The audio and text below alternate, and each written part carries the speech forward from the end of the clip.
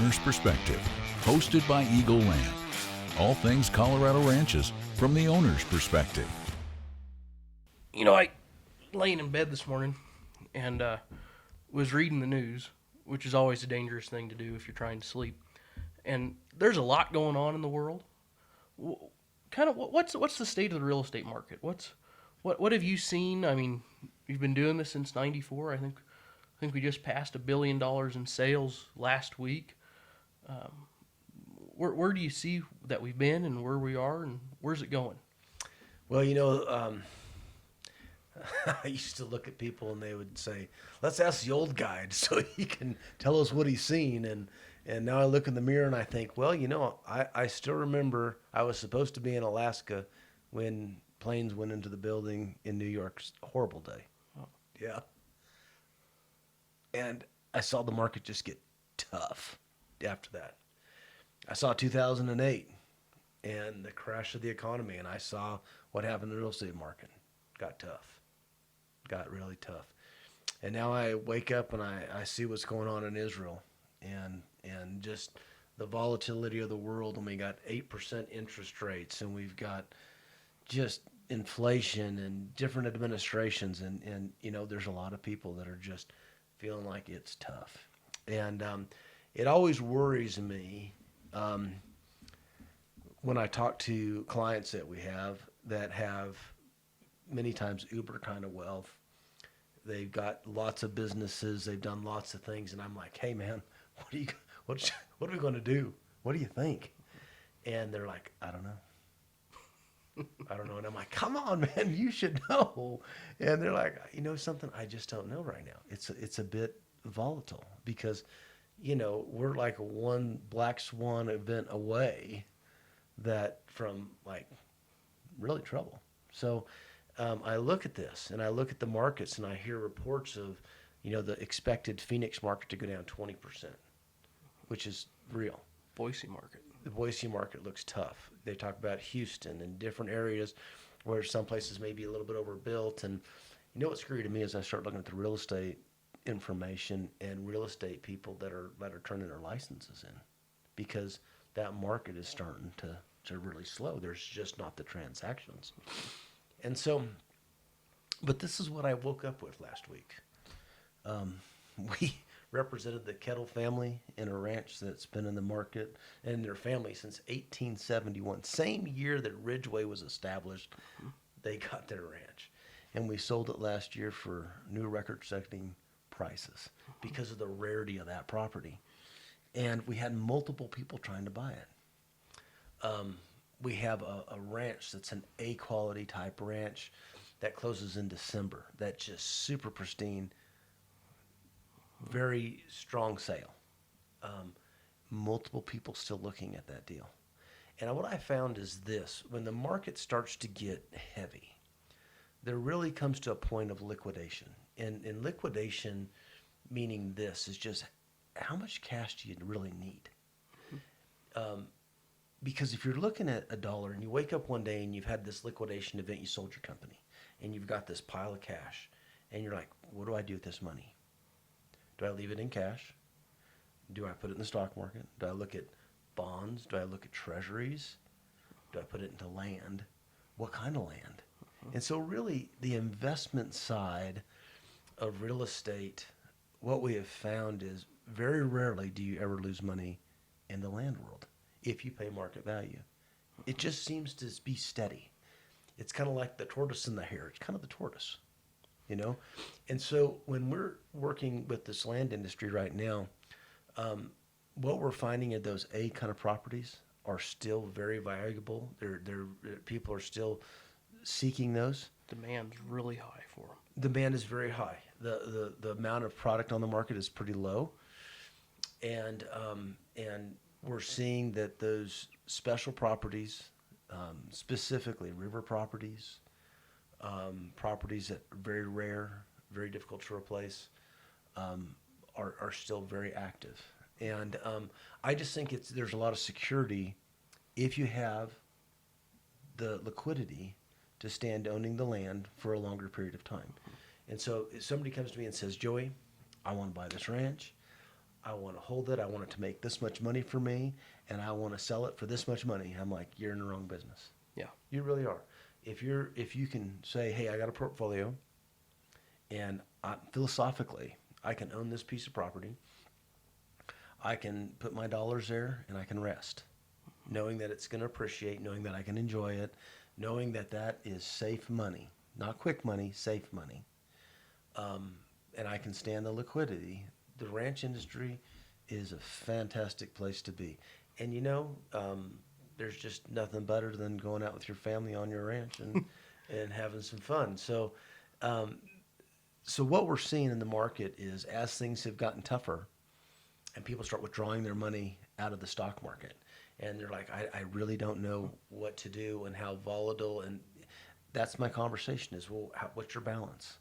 Can you be into this? And then we start talking about the real estate market in general. So, big box commercial spots right now that are non-owner occupied are pretty tough places to have your money right now if you're in the commercial industry.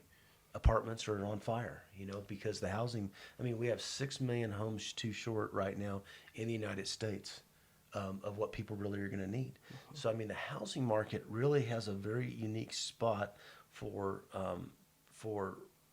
some housing to be built, apartments to be built, and in the land industry, the better the land, the more rare that it is, the more irreplaceable, the better off you are. So we're not looking at like an S&P 500. We're trying to make that 7 to 12% is the goal. You're looking almost something at more like a certificate of deposit. It's tied down longer. It's a safer investment.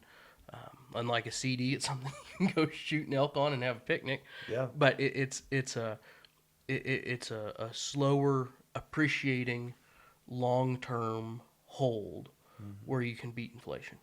That's right. And then, for a lot of folks that are like, come on, man, I want to make more money than that. That doesn't keep up with my bank rates. There's ways to do that. And we've been very successful at that.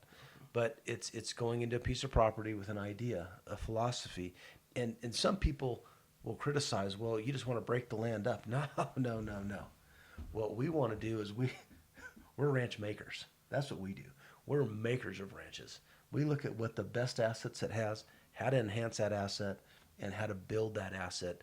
And we've seen folks, and we've been a part of this, where you've received 100 times return on, or 100% return on your investment, because the right property was bought at the right price, and the right strategy went into that property to build that asset, to enhance it, to do the things that it needed to be done to make it the property it should be.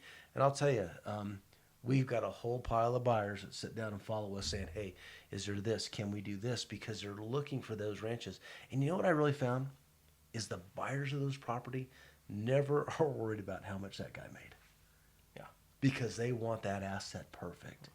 Some people are makers, and some people are just, they want to buy the thing without doing the work. And so where we've really gotten a niche in the business is we've been able to meet with owners, find those properties, and then they've turned us loose to where we can help build that asset and make it into what it can be. The market has shifted dramatically in the last 3 years.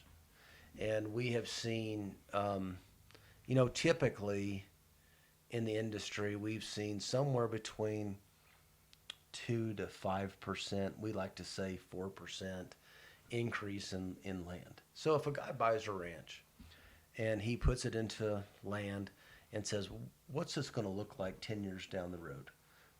We can show comparable sales where that ranch has increased typically 4%.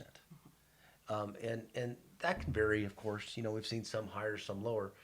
But really, that's what an owner can expect. And so there's a lot of people that'll scratch their head and say, why would I put my money into a ranch when those are kind of those values? And it's safe. Mm-hmm. It's safe. There's not a lot of volatility in that, and it's something that you can enjoy. And so, you don't get many memories by buying a stock or a bond and watching it go up or go down.